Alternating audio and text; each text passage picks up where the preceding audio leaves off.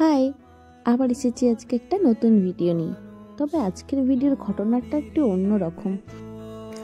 আমার ব্যক্তি লাইফে এই ফার্স্ট টাইম এরকম একটা খারাপ এক্সপিরিয়েন্স হলো, তাও নিজের দোষেই হলো। কারণ আমি প্রথমে যে কেকটা বানাই সেটা ছিল একটি 2 টাওয়ারের কেক, 2 পাউন্ডে, এবং মেজারমেন্ট ভুলের কারণে এরকম কেক আমি অনেক বানিয়েছি 2 পাউন্ডের ওপর 2 টিয়ার কেক, বাট মেজারমেন্ট ভুলের কারণে এমন বিচ্ছিরি লাগছিলো কেকটা দেখতে। আর তোমরা প্রথমে যে কেকটা দেখলে আমি ওই কেকটার কথাই বলছি। তো মেজারমেন্টের ভুল কারণে কেকটা অত সুন্দর হওয়ার সত্ত্বেও দেখতে খারাপ লাগছিল না।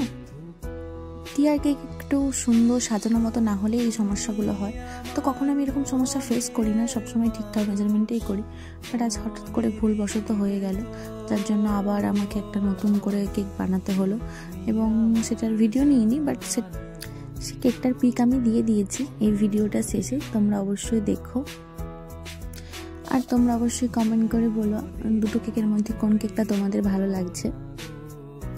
আমি তোমাদের সঙ্গে সবসময় আমার ভালো এক্সপিরিয়েন্সগুলো শেয়ার করি, আজ একটা খারাপ এক্সপিরিয়েন্স শেয়ার করলাম। আমি চাইলে এই কেকটাই দিয়ে দিতে পারতাম, বাট আমি চাইনি কারো জন্মদিন, একটা স্পেশাল ডে, সেটা আমার জন্য নষ্ট হয়ে যাক। তাই আমি নতুন করে আবার একটা কেক বানিয়ে সেটা আমি কাস্টমারকে দিই, এবং তাদের সেই কেকটা পছন্দ হয়, টেস্টও পছন্দ হয়, তারা আমায় রিভিউ দিয়েছে।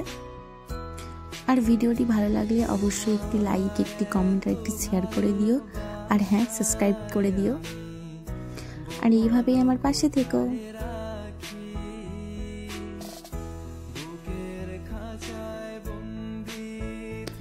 আজকের এক্সপিরিয়েন্স তো তোমাদের সঙ্গে শেয়ার করলাম, আবার আসবো নতুন একটা ভিডিও নিয়ে, নতুন একটা এক্সপিরিয়েন্স নিয়ে।